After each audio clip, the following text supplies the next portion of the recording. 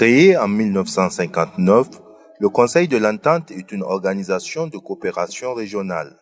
Il regroupe 5 pays de l'Afrique de l'Ouest: le Bénin, le Burkina Faso, la Côte d'Ivoire, le Niger et le Togo. Organisation de proximité, le Conseil de l'Entente œuvre pour l'intégration des peuples à travers la mise en valeur de la culture et du sport. Au Niger, le Conseil de l'Entente a régulièrement participé à l'organisation du Sabre national, un rendez-vous annuel qui réunit pendant 10 jours les filles et fils de ce pays autour de leur sport roi, la lutte. Un cadre de compétition, de brassage entre les peuples et de promotion des valeurs traditionnelles portées par les plus hautes autorités du pays.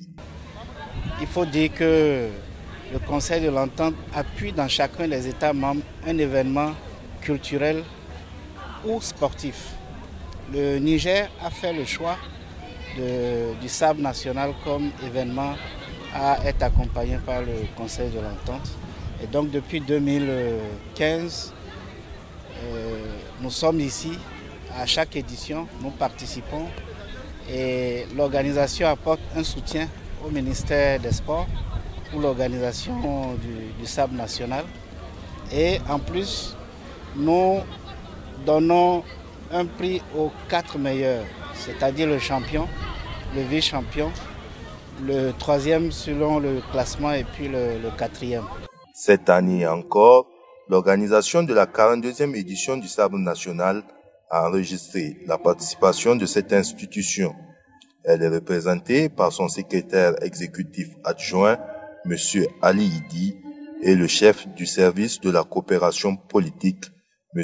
Ousmane Ourou Toko. Nous sommes venus, comme je l'ai dit tantôt, pour apporter notre appui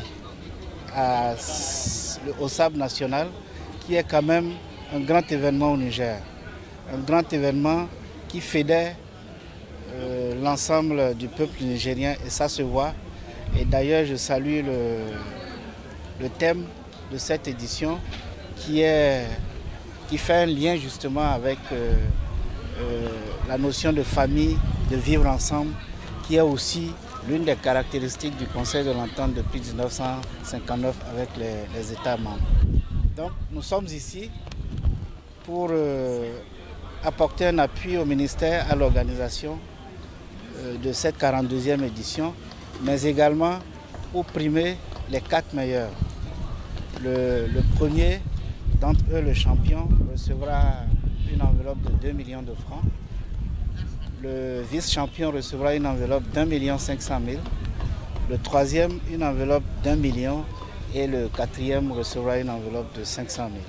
Outre l'appui qu'il apporte à l'organisation du Sabre national, le Conseil de l'Entente participe aux efforts de développement du pays à travers diverses réalisations, notamment dans les secteurs de l'électrification solaire et de la santé.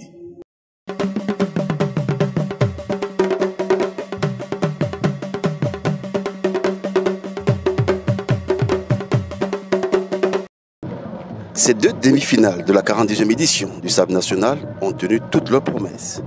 La première ayant mis aux prises Ousmane Hassan, dit Janvier, ceinture rouge de Tillabéri, à Aibo Hassan, ceinture bleue de Maradi. 2 morphologies presque identiques.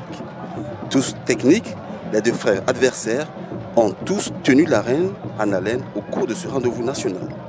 Ainsi, le champion en titre, Ousmane Hassan, procède à une première offensive sans succès.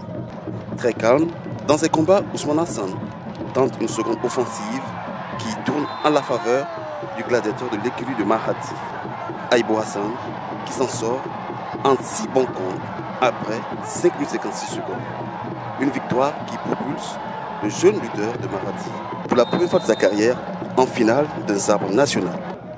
Isaka, ceinture bleue de Dosso, demi-finaliste de l'édition 2021-2022, comme il aime le faire le plus souvent, il prend tout le temps nécessaire avant de se débarrasser de son adversaire. En 27 minutes 59 secondes, il se débarrasse de Zakirou Zakari, ceinture rouge de Tawa. Isaka, 3 fois détenteur de ce prestigieux sabre, se donne toutes les chances pour un 4e. Par contre, son challenger de cette finale de la 42e édition du sabre ambitionne d'inscrire son nom en lettres d'or dans les annales de la lutte traditionnelle au Niger. «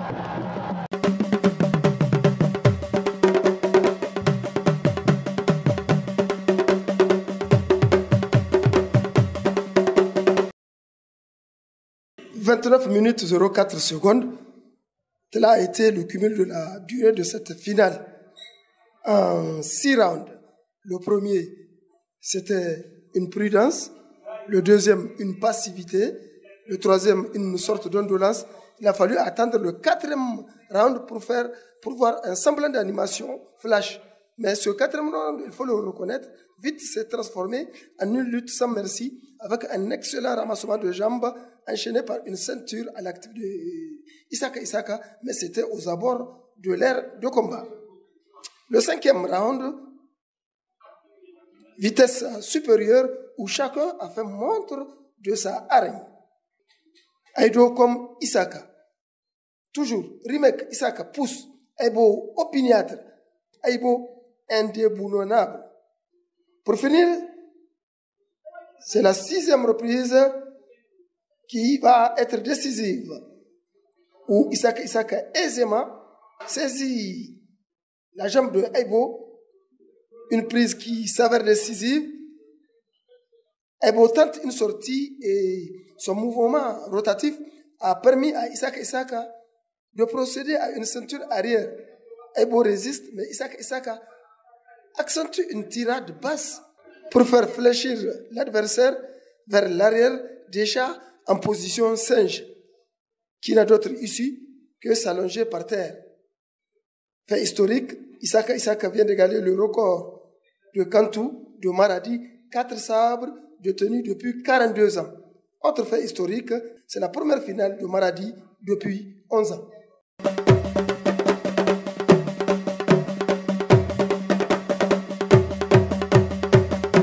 La lutte traditionnelle, c'est aussi une affaire de famille.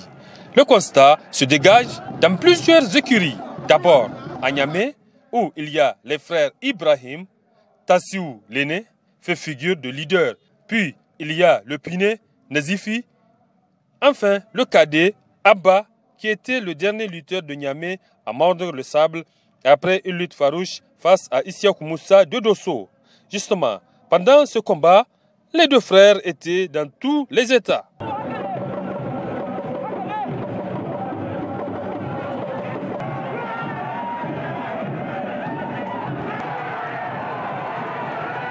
Direction Dosso, où Kadri Abdou, dit Isaka, et son frère Soumaïla Abdou sont parmi les tauliers de l'écurie de la région.